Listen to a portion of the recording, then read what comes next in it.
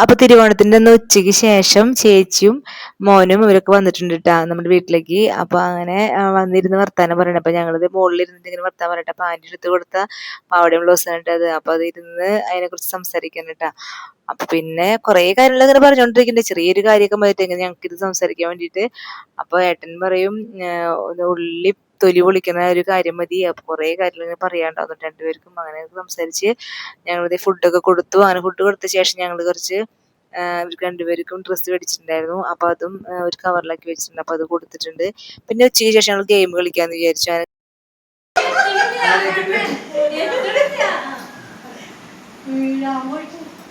ഞാനിത് ഫ്രണ്ടിലുണ്ട്.